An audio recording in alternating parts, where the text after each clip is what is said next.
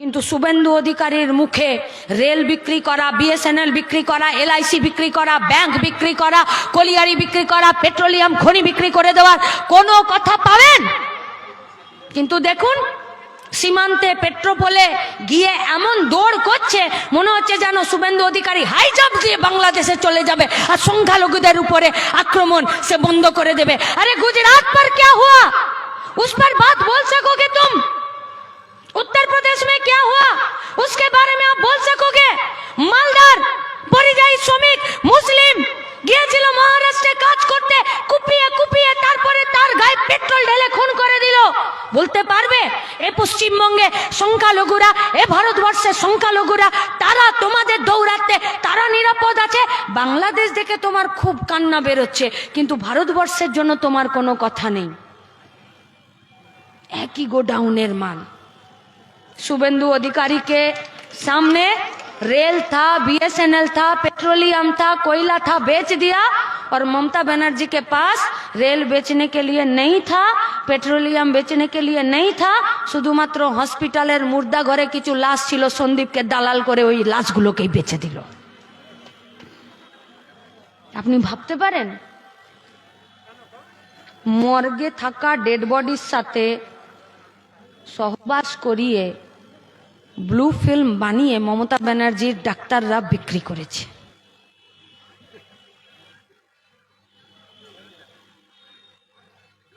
আপনি ভাবতে পারছেন? এই পূর্ব মেদিনীপুরের অসংখ্য লোক আছে যারা মেটিয়া বুরুজে দর্জির কাজ করতে যায়, নন্দীগ্রামের, গোটা পূর্ব মেদিনীপুরেরই। वो लोग दर्जी का काम करते हैं, एक वक्त जाने के बाद उसका आंखों का रोशनी कम हो जाता है। वो ভালো করে কাটিং করতে পারে না, সেলাই করতে পারে না। उन लोगों का आंखों का मोतिया बिंद का ऑपरेशन होता है। মেটিয়া বুরুজে এরকম 20 জনের চোখের ছানির অপারেশন হলো, এক্সপায়ারি ডেটের সেলাইন চালিয়ে দিল, আর 20 জনের মধ্যে 20 জনই অন্ধ হয়ে গেল। ভরসা করতে পারবেন ডাক্তারদেরকে? যে কোনো হসপিটালে? আচ্ছা, কোনোদিন ভেবেছেন যে খুব পেটে ব্যথা হচ্ছে, ডাক্তারের কাছে গেছেন, ডাক্তার বলল কি হয়েছে, হাতের নাড়িটা টিপে বললেন ডাক্তারবাবু পেটে খুব ব্যথা, 2 দিন ধরে খেতে পারছি না। ডাক্তারবাবু বলল জিভ দেখি, চোখ দেখি, পায়খানা ঠিক করে হয় কিনা, আর কোথায় ব্যথা হয় সব জানলেন, জেনে নিয়ে খসখস করে প্রেসক্রিপশনে 2টো ওষুধ লিখে দিলেন।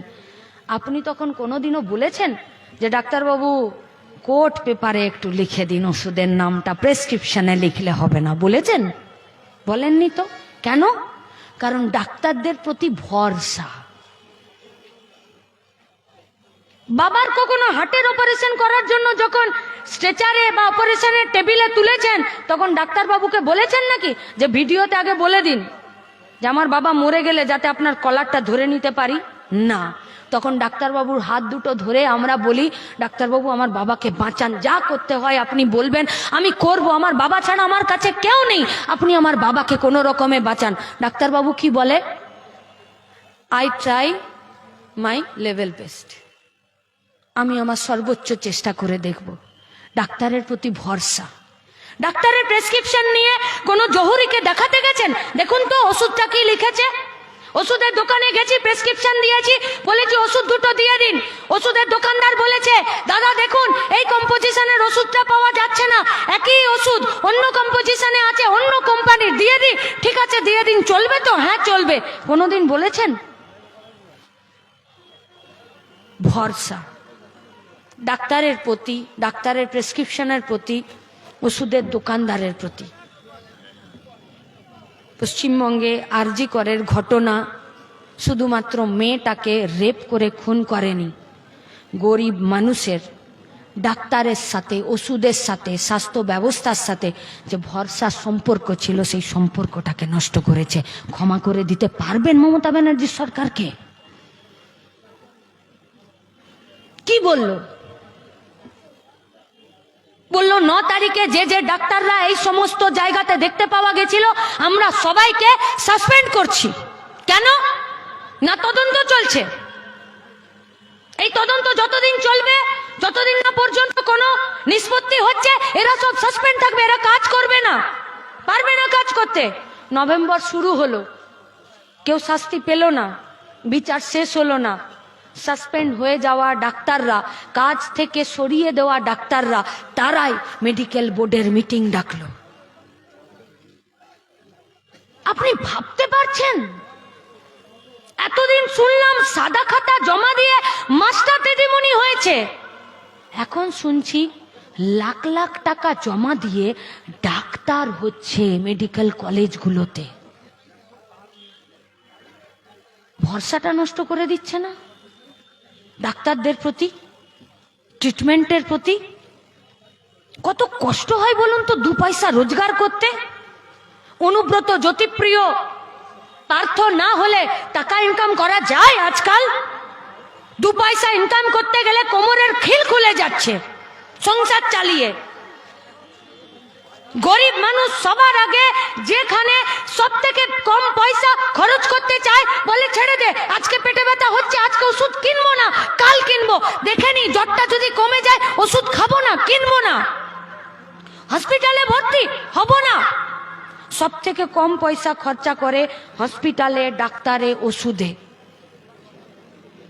সেই পশ্চিমবঙ্গে একটি ডাক্তার, একটি মেডিকেল কলেজের প্রিন্সিপাল, সে মর্গে থাকা ডেড বডি বেচে দেয়, কিংবা মর্গে থাকা ডেড বডির সঙ্গে সহবাস করিয়ে পর্ন ফিল্ম বানিয়ে বাজারে বিক্রি করে, আর নইলে এক্সপায়ারি ডেটের ওষুধগুলোর উপরে লেবেলটাকে তুলে দিয়ে আর নতুন কারেন্ট ডেট লিখে আর বেচে দেয়।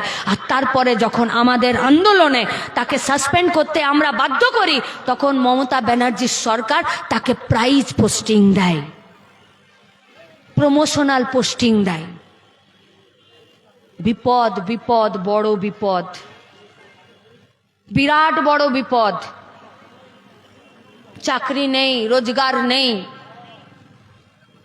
আর এই সব থেকে কি ভেবেছিল পশ্চিমবঙ্গের মানুষ? ডাকলো ওরা নবান্ন অভিযান ছাত্র সমাজের নামে, उसके बाद वो लोग বাংলা বন্ধের ডাক দিল।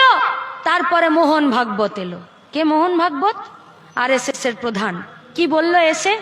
বলল आरजी कर का इशू में ममता बनर्जी जो निर्णय लेगी, যা ডিসিশন নেবে আমি তাকে সমর্থন করব। কি ব্যাপার হলো? মোহন ভাগবত আরএসএস এর লোক এসে বলল মমতা ব্যানার্জিকে আমরা সাপোর্ট করে দেব, আর শুভেন্দুকে দেখলাম লিকোপ্লাস্ট লাগিয়ে মেদিনীপুরে ঢুকে গেল, আর সুকান্ত মজুমদার বালুরঘাট চলে গেল, একটা লাইন বলল না। সিবিআই গরু চুরির কেসের নিষ্পত্তি হলো, বালি চুরির কেসের নিষ্পত্তি হলো, কয়লা পাচারের কেসের নিষ্পত্তি হলো, সারদা নারদা কেসের নিষ্পত্তি হলো। এই পশ্চিমবঙ্গে একটার পর একটা মার্ডার হয়েছে। বকটুয়ে জীবন্ত পুড়িয়ে মেরে দিল সিবিআই, মাঝপথে যে ইনভেস্টিগেশন তা বন্ধ করে রেখে দিল। হলো না। আমাদেরকে বলল যে সিবিআই তো নিয়েছে, এবার তো আপনারা শান্ত হন। আমরা বললাম যে সিবিআই ফিরে নিজেদের বিশ্বাসযোগ্যতা ফিরে পাবার জন্য জায়গা পেয়েছে পশ্চিমবঙ্গের মানুষের বিশ্বাসযোগ্যতা অর্জন করার। দেখিয়ে মমতা ব্যানার্জির তৈরি করা উঠোনেই সিবিআই নাচছে, তার বাইরে যেতে পারছে না, কাউকে আর ধরতে পারলো না। তাহলে সিবিআই তো কেন্দ্রের সরকারের, সিবিআই তো বিজেপির, সিবিআই তো শুভেন্দু সুকান্ত মজুমদারদের, সিবিআই তো দিলীপ ঘোষদের। তাহলে কেন ঝাড়খণ্ডের হেমন্ত সোরেন অ্যারেস্ট হয়ে যেতে পারে, অন্যান্য রাজ্যের যারা মুখ্যমন্ত্রীরা আছে তারা অ্যারেস্ট হয়ে যেতে পারে, কিন্তু মমতা ব্যানার্জি বহাল তবিরতে থাকতে পারে? আরে মমতা ব্যানার্জি দেখতে ভালো বা খারাপ, শুভেন্দু দেখতে ভালো বা খারাপ, তাতে আমাদের কিছু যাই আসে না, কিন্তু ওদের নীতিতে, ওদের দুর্নীতিতে, ওদের অপনীতিতে আজকে আমাদের দমটা বন্ধ হয়ে আসছে। আমি আপনাদের কাছে শেষ আবেদন করে আমার কথা শেষের দিকে নিয়ে যাব। আরজি করে ডাক্তার মেয়েটার মাটা কাঁদতে কাঁদতে চিৎকার করে বলছে, সিবিআই আমাকে অনেকবার জিজ্ঞেস করেছে আমার বয়ানটাকে লেখেনি। আরজি করের মা বলছে আমার মেয়েটা সেদিনকে গোলাপি রঙের কুর্তি পরে গেছিল, কিন্তু নিচেও কোমর অবধি তার একটা প্যান্ট ছিল। মেয়েটা যখন মরে গেল, আমি যখন মেয়েটাকে মরার খবর পেয়ে 3.5 ঘন্টা বসার পরে যখন আমি গেলাম আর পরে শুনলাম, তখন পুলিশ বলল যে মেয়েটার উপরে শুধু গোলাপি রঙের কুর্তিটা ছিল আর নিচের দিকটা ন্যাংটা ছিল। একটা মাকে, একটা বাপকে তার ডাক্তার মেয়ের জন্য এই কথাগুলো কানে শুনতে হচ্ছে। একটা বাপকে, একটা মাকে, তার ডাক্তার মেয়ে যে তার শেষ বয়সের ভরসা, খুব যত্ন করে, খুব কষ্ট করে বড় করেছিল, সেই মেয়েটার গলার হাড়টাকে ভেঙে দিয়েছে। যেদিনকে প্রথম শুনেছিলাম পোস্টমর্টম রিপোর্টে, যেদিনকে গাড়ি আটকেছিলাম, তারপরে যে পেলভিক বোন ভেঙে গেছে, গুগলে সার্চ করেছিলাম হোয়াট ইজ দ্য পেলভিক বোন। বলল কোমর থেকে নিচের যৌনাঙ্গ পর্যন্ত এখানে যে হাড্ডিটা থাকে সেটার একটা অংশ পেলভিক বোন। এটাকে যদি বুলডোজার দিয়ে পেস্ট করে দেয় তবে গিয়ে ওই পেলভিক বোন ভাঙে, নইলে ওই পেলভিক বোন ভাঙে না। মেয়েটার চোখটা থেকে, মনি থেকে রক্ত ফুটে ফুটে বেরিয়ে এই দুদিকে রক্তের শুকিয়ে গেছিল। মেয়েটার চুলটা গোছা গোছা ছেঁড়া হসপিটালের এদিক ওদিক পড়েছিল। এই আমি যেমন দাঁড়িয়ে আছি, আমি যদি অ্যাথলেটিক্স হই তাহলে আমি দুটো পা দুদিকে করতে পারবো, কিন্তু মেয়েটি ডাক্তার ছিল, মেয়েটির ঠ্যাং দুটো চেরা ছিল। এই আমার মাথাতেও এখনো একটা ক্ল্যাচার ক্লিপ আছে চুলটাকে ধরে রাখার জন্যে। ডাক্তার মেয়েটির মাথাতেও একটি ক্ল্যাচার ক্লিপ ছিল।